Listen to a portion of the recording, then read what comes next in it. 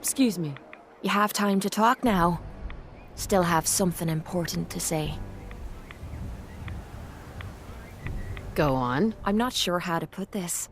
We've been on the road together for a while. And we've taken some hard knocks. But through all that crap, I notice you've always been sticking by me. You know, watching me back and making sure I don't do anything stupid. I think maybe it's time to tell you a little bit about who you're traveling with. There's no reason for us to keep acting like we're strangers.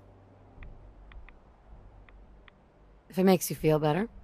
I guess I have nothing better to do. Quit pretending you don't care. That shite might work with your other friends, but it won't work with me. It all starts with two wastes of humanity I suppose you could call me parents. I'm convinced I was a mistake, because I can't remember a single moment that they treated me like their daughter. I was yelled at and beaten. Everything I did was wrong. Nothing but a nuisance in their eyes. The whole time I was telling myself that they had to love me, even if it was just the tiniest bit, because they never kicked me out. Then me 18th birthday arrived, and I found out why they kept me around. They slapped a shock collar around me neck and sold me to slavers. They didn't even care enough about me to say goodbye. 18 years of suffering through that shite, and all I was worth to them was a pocket full of caps. Why didn't you run away? I tried. Twice. The first time I did it, they locked me in a shed outside of the house we lived in. The second time, they broke one of me legs.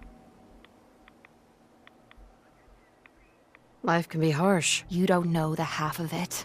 It would be easy to blame me charming personality on me parents, but they didn't make me this way. I did. I was with those slavers for 5 years. Roughest 5 of me goddamn life. The things they made me do. The way they use me for their amusement. It sickens me to me stomach even thinking about it. But I bided me time and learned to use their own methods against them. Stealing a few caps out of a sleeping man's pocket is a piece of cake. As long as you don't get greedy. I can't even imagine having to go through something like that. You think that's low? Just wait. The story gets much worse. It took every ounce of patience I had. But after 5 years, I had finally pocketed enough to buy me own way out of there. But instead of heading off to try and repair the shambles of me life, I gave in to me rage and I headed home. You can imagine the look on me parents' faces when I kicked open their door. What you can't imagine is what they looked like after. After I emptied me gun into them. That's murder. Was it murder? Or was it justice? When I close me eyes, all I can see is their faces twisted with fear.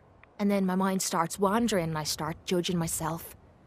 And it's ripping me the fuck apart. You think I inject myself with all that shite and drink myself drunk because I'm a tough Irish girl. I do it so I can forget and move on with my miserable life. So there you are.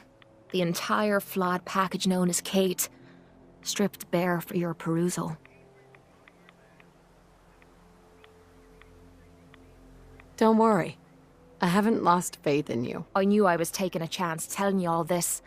I'm just glad I haven't disappointed you. I'm always here for you, Cait. There's nothing you could say that would ever change that. Oh, well, that's not what I expected you to say. Sorry. I didn't realize you cared that much about me. And here I thought I was being stupid, bothering you with me problems.